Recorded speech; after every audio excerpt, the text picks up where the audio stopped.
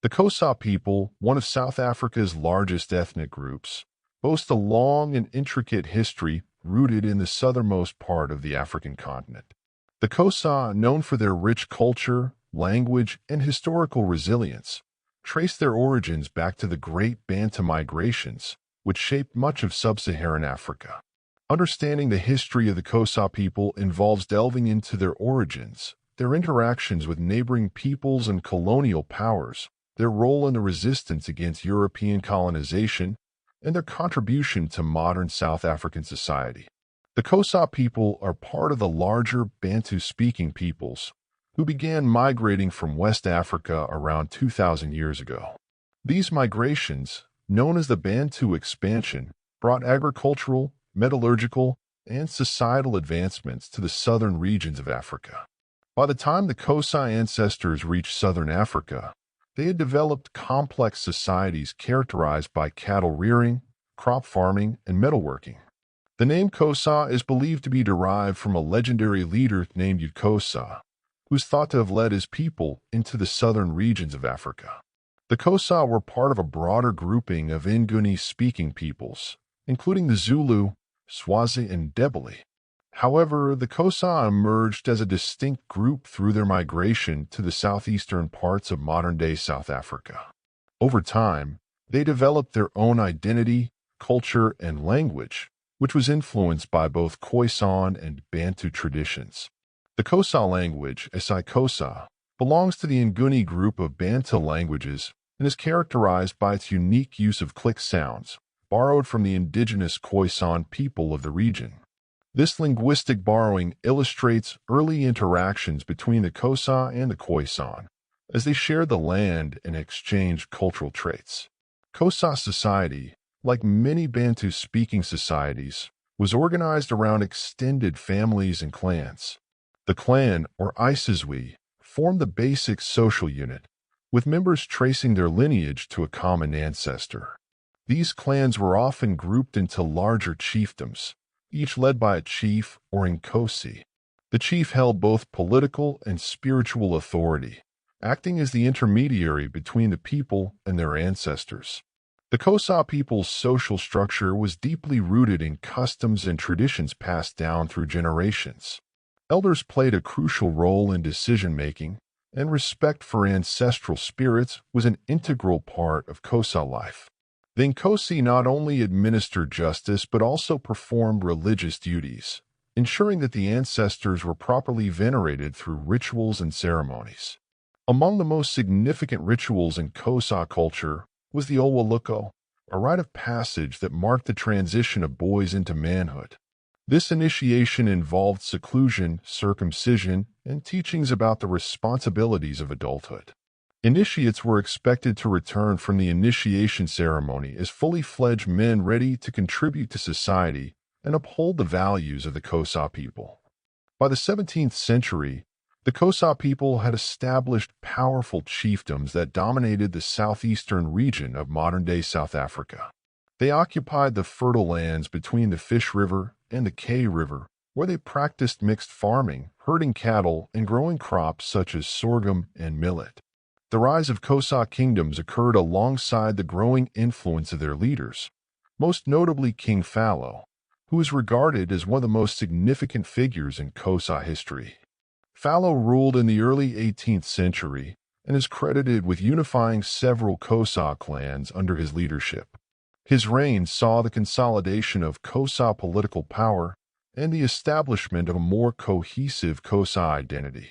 However, Fallow's reign was also marked by internal divisions, as his sons Kalika and Rarhabe vied for control of the kingdom. This succession dispute led to the splitting of the Xhosa into two main branches, the Kalika Xhosa, who remain in the eastern part of the territory, and the Rarhabe Xhosa, who moved westward across the K River. This division would play a significant role in later Xhosa history, particularly during the period of resistance against colonial encroachment. The first significant contact between the Xhosa people and Europeans occurred in the late 17th century when Dutch settlers, known as the Boers, began expanding eastward from the Cape Colony. Initially, the Xhosa and the Dutch maintained a degree of distance, as the Xhosa occupied lands far from the early Cape settlements. However, as the European settlers sought to expand their farmlands, they inevitably came into conflict with the Xhosa. By the late 18th century, tensions between the Xhosa and the Boers escalated into a series of frontier wars, known as the Xhosa Wars or the Cape Frontier Wars. These conflicts, which spanned over a century, were driven by competition for land and resources, particularly grazing land for cattle. The Boers' attempts to push the Xhosa eastward were met with fierce resistance, as the Xhosa defended their land and way of life. The first of these wars, the First Xhosa War 1779 to 1781, set the stage for subsequent conflicts. The Xhosa, led by Chief Ndlambi and later Chief Ngika, resisted Boer expansion but were eventually forced to retreat across the Fish River. Despite their retreat, the Xhosa continued to fight back, and the frontier wars would continue for decades, involving not only the Boers but also the British, who had taken control of the Cape Colony in 1806. The arrival of British colonial forces in the early 19th century marked a new phase in the history of the Xhosa people. The British, seeking to secure their control over the Cape Colony, pursued a policy of territorial expansion that brought them into direct conflict with the Xhosa. The British presence in the region intensified the ongoing frontier wars, as they sought to establish control over the eastern frontier and subdue the Xhosa kingdoms. One of the most significant conflicts during this period was the War of Xhosa 1834 to 1835, also known as the Sixth Xhosa War. This war pitted the British against the Xhosa, led by King Xhosa Kakawuda, one of the most revered Xhosa leaders. Xhosa's refusal to submit to British demands for land and cattle led to a full-scale war, during which he was captured and killed by British forces. His death was a devastating blow to the Xhosa people, but they continued to resist British encroachment. The British colonial authorities implemented harsh policies aimed at subjugating the Xhosa, including the forced relocation of Xhosa communities, the confiscation of cattle, and the establishment of British-controlled settlements on Xhosa land. These policies, combined with repeated military defeats, took a heavy toll on the Xhosa people, leading to widespread suffering and displacement. One of the most tragic events in Xhosa history occurred in 1856 to 1857 during what is known as the Xhosa cattle-killing movement. This event was the result of a prophecy made by a young Xhosa girl named Nonkawas, who claimed that the ancestors had instructed the Xhosa people to kill their cattle and destroy their crops in order to drive out the British. Believing that the sacrifice would lead to the restoration of their independence and the return of their ancestors, many Xhosa followed the prophecy. The result was a catastrophic famine that devastated the Xhosa population, leaving thousands dead and the survivors destitute. Despite the hardships faced by the Xhosa during the colonial period, they remained a resilient people, continuing to preserve their culture, language, and identity.